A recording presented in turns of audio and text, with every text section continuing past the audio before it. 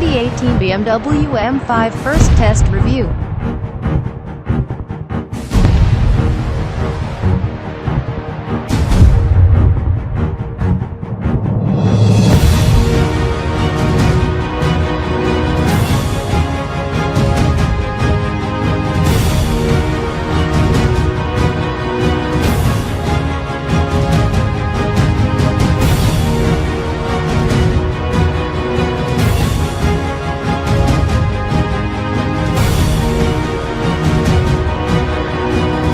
I want your cray. I don't like yams. There's nothing you or my sweet potato fries loving wife can do about that fact.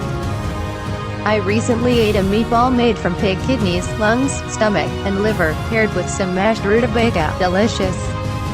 But yams? Yuck. They taste like pith, mush, sadness, and paste.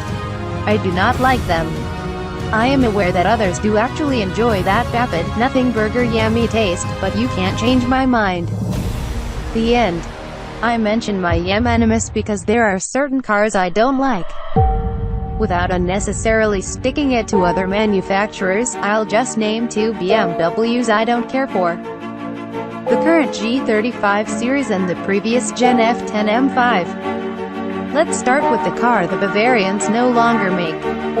Although quick, the last M5 was dynamically identical to driving a bank vault with a speedometer constantly pegged at 100 miles per hour. Corpses traditionally have more feeling. Plus, although that humdinger of a 4.4-liter twin-turbo V8 made copious amounts of power, 550 to 575 horses, depending on the tune, you couldn't hear a feedbag of it. Why? Well, the last Gen 5 series was made from the same parts that underpinned not only the larger and heavier 7 series but also the much bigger and fatter Rolls-Royce Ghost. So dull was that F10 M5 that the engineers rightly felt the need to pipe in fake engine noise through the speakers. Vroom, vroom, as it were.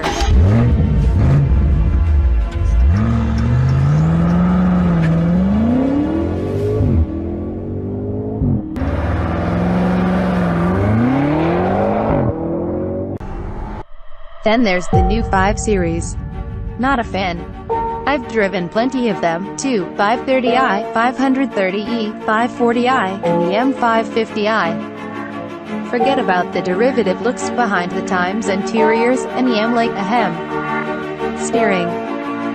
There's nothing about any G30 that would allow you to jive your behind-the-wheel experience with BMW's shop-worn but still fantastic tagline, the ultimate driving machine. Honestly, I prefer the new Honda Accord, and I've said so repeatedly both in public and private. I don't like those cars. So I had no hope for the new M5. The confusingly coded F90 M5 wouldn't drive anywhere as great as the near-flawless E39 version or be a high-speed barn burner like the glorious, unappreciated in its time, V10-powered E60.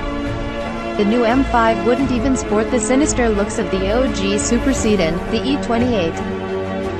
No, this model is an aesthetic rehash of the mild-looking E34 version, a sleeper if there ever was one, and would obviously drive like a slightly 600 horsepower, but really 592 HP, more powerful F80 M5, right? After all, the new M5 had gone all-wheel drive. I mean, if that's not sacrilege, what is? However, after the X5M and X6M, is there really such a thing as sacrilege? Also, gone are both the manual transmission and the dual clutch. Instead, we get an 8-speed automatic. Just like a Toyota minivan. My hate was gearing up. I first heard that my assumptions were wrong after talking to road test editor Chris Walton, who went on the M5's launch and actually had driven the car. He more than liked it. The BMW M5 is once again completely bonkers, hair on fire great in its current F90 form, he said. It's once again the proverbial ballerina bodybuilder able to balance on one toe while holding a 2-ton weight over its head with one hand behind its back.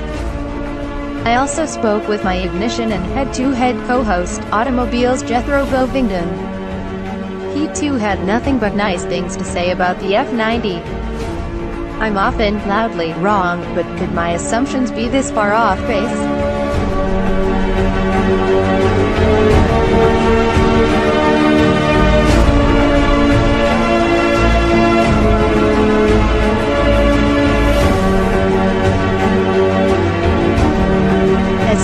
Schedules permitted, I hopped in our white M5 tester and headed straight up my own personal test track 6 miles from my house, Angeles Crest.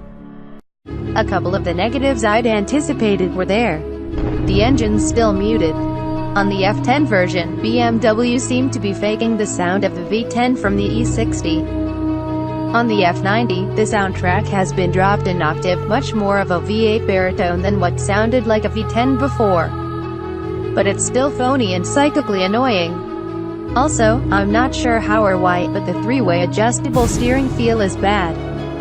Comfort is better than Sport, which in turn is better than Sport Plus.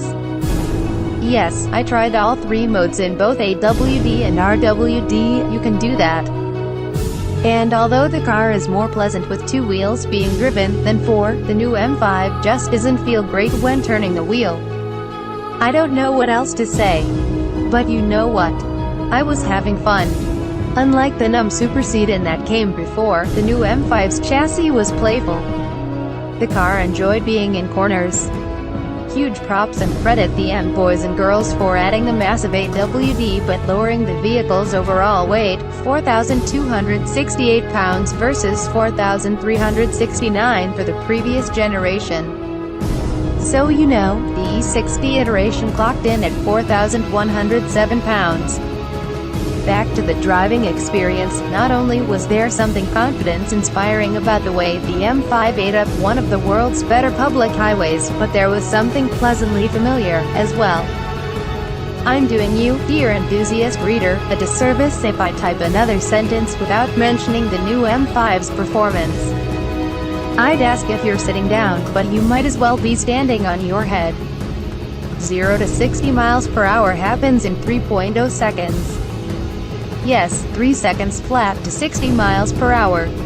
McLaren 675 LT. 0 to 60 miles per hour in 3.0 seconds. Acura NSX. 3.1 seconds. More important, the 603 horsepower Mercedes-AMG E63 S4matic Plus takes 3.2 seconds to hit 60 miles per hour, the 605 horsepower Audi RS7 does 3.3 seconds, and the 640 horsepower Cadillac CT-SV needs 3.8.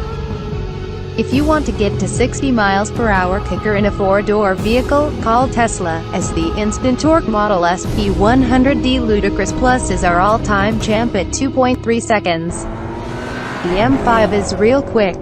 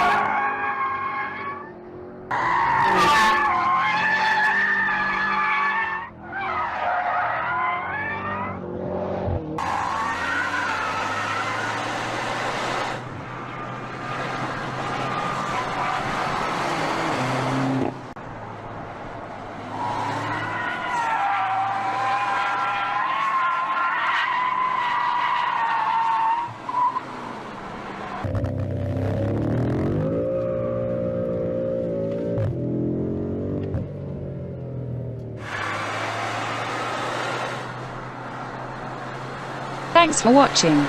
Please click subscribe for more story.